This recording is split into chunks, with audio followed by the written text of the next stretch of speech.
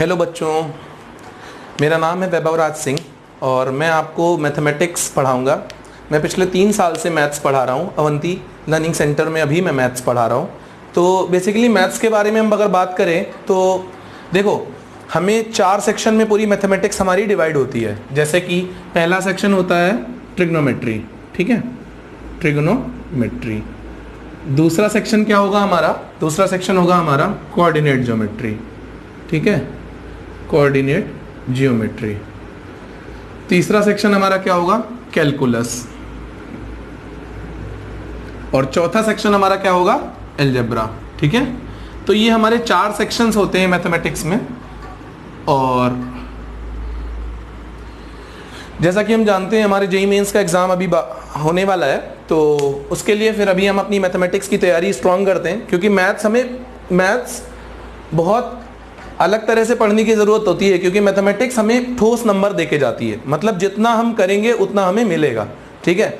इसमें गलत होने के चांसेस कम होते हैं, इसलिए मैथ्स को बहुत अच्छे से पढ़ना चाहिए। और मैं बिल्कुल नहीं कहूँगा कि कोई चीज़ का वेटेज कम है, किसी का ज़्यादा है, या इसे स्ट्रॉन्ग कर लेते हैं, इसको छोड़ देते हैं। नहीं, हमें सब पे बराबर ध्यान देना है और हमें सबको बराबर करना है, ठीक है।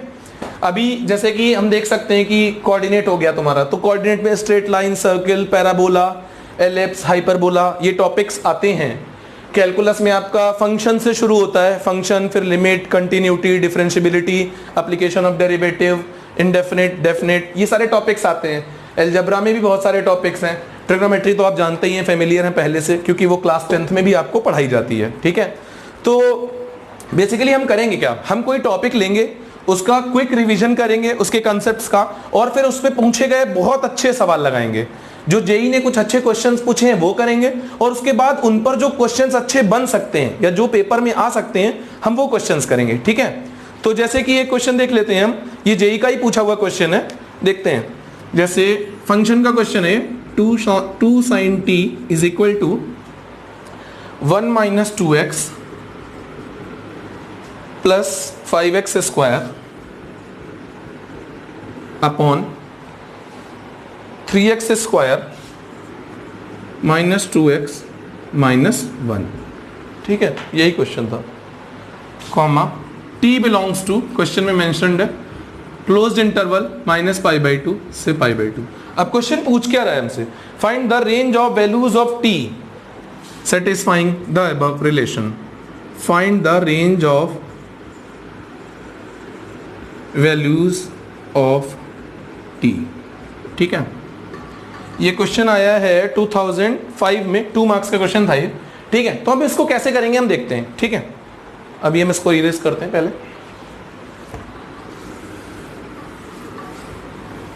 ठीक।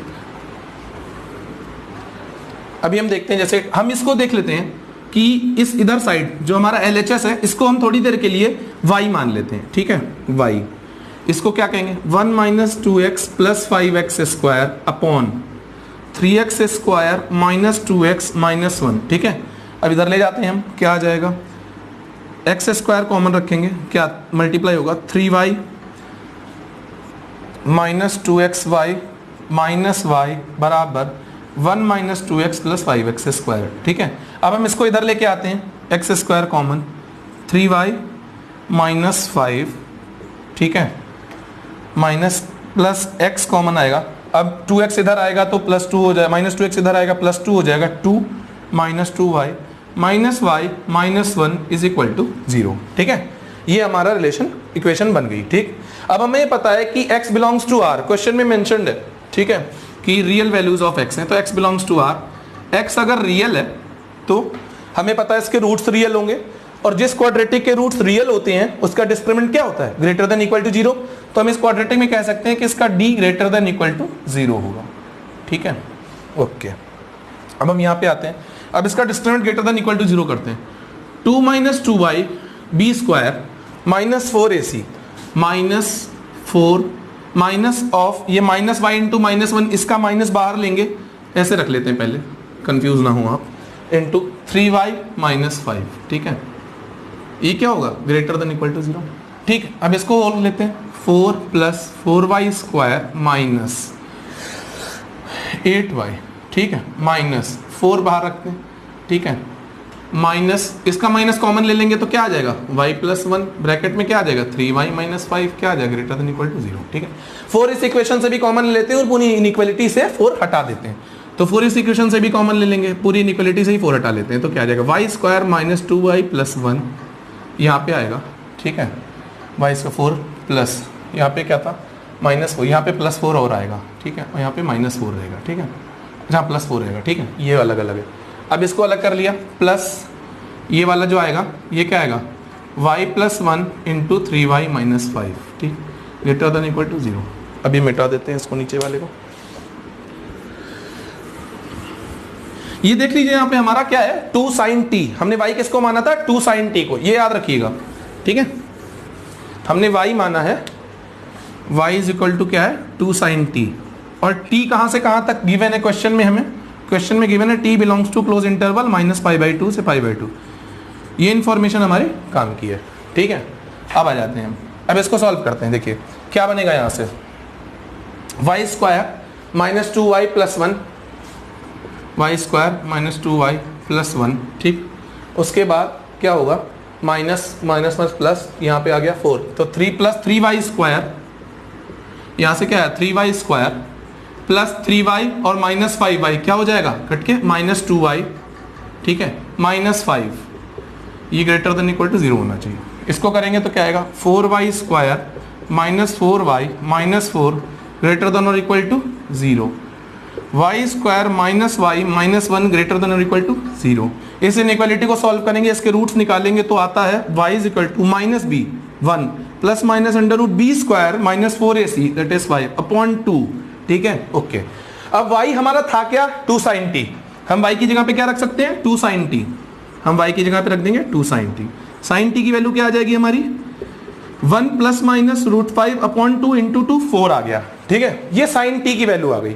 t कहां से कहां तक गिवन है हमें माइनस π/2 से π/2। ग्राफ ड्रॉ कर लेते हैं माइनस π/2 से π/2 के बीच में। ठीक है, साइन की वैल्यू क्या होती है, साइन 18 की वैल्यू होती है रूट 5 माइनस 1 अपॉन 4। ठीक है, और cos 36 की वैल्यू होती है रूट 5 प्लस 1 अपॉन 4।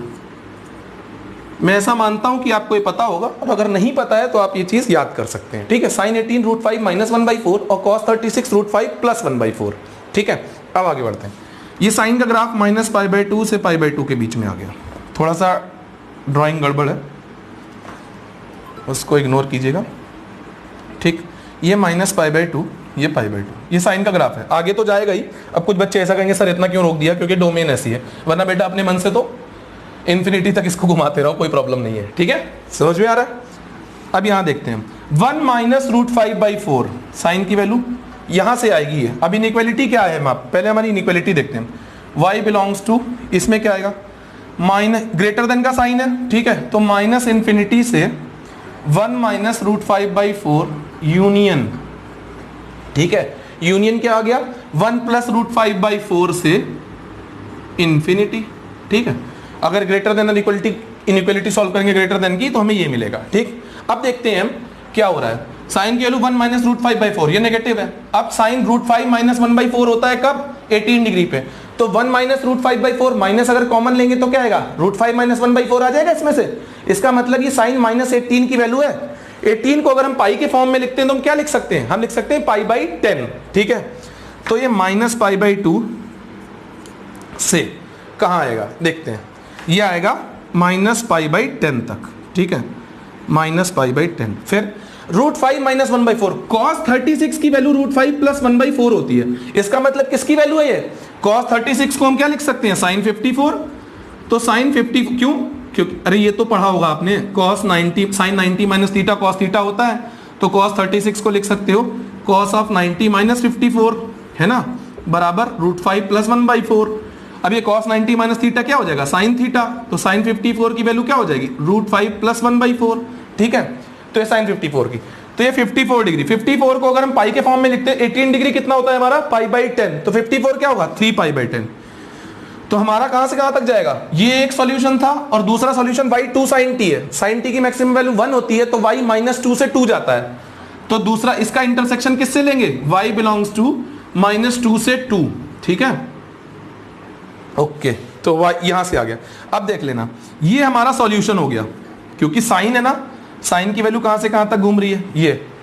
अब हम पुट करेंगे, इसको देखते हैं। तो हमारा आंसर कहां से आएगा, हमारा टी, ये तो 2 sin t की, भाई तो क्या है 2 sin t है, तो 2 sin t की वैल्यू -2 से 2 है, sin t घूमेगा -1 से 1। अब sin t हमारा कहां से कहां तक परमिसिबल वैल्यूज क्या है, -π/2 से -π/10 यूनियन 3π/10 से π/2। तो हमारा t कहां से कहां तक का आंसर आ गया, t belongs to closed interval -π/2 से -π/10 यूनियन 3π/10 से लेकर के π/2। ये हमारा आंसर है। ठीक, ये एक जेई का क्वेश्चन था।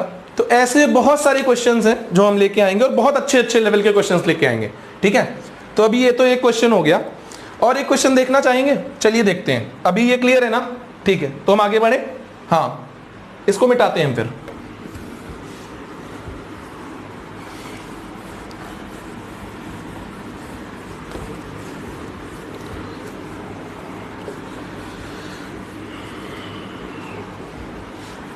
ठीक है, एक क्वेश्चन और देखते हैं हम प्रीवियस ईयर का। जैसे ये है, लिमिट्स का ही क्वेश्चन देख लेते हैं। फंक्शन था ये, तो आज मैं एक इंट्रोडक्शन दे रहा हूं आपको। नेक्स्ट टर्न से हम प्रॉपर फंक्शन से शुरू करेंगे, अपनी कैलकुलस से शुरू करेंगे बेसिकली, और फिर आगे बढ़ेंगे। ठीक है, 1 + tan² √x की power 1/2x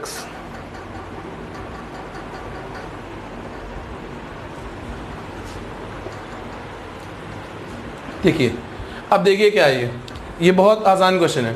x tending to 0 है, तो ये क्या है 1 + 0 की पावर 1/0 किसकी फॉर्म बन गई, 1 की पावर इन्फिनिटी की फॉर्म बन गई। ठीक है, कुछ करना नहीं है इसमें। अब हमें पता है इसको कैसे सॉल्व करते हैं, e⁻gx × fx वाला कंसेप्ट जो होता है वो लगेगा।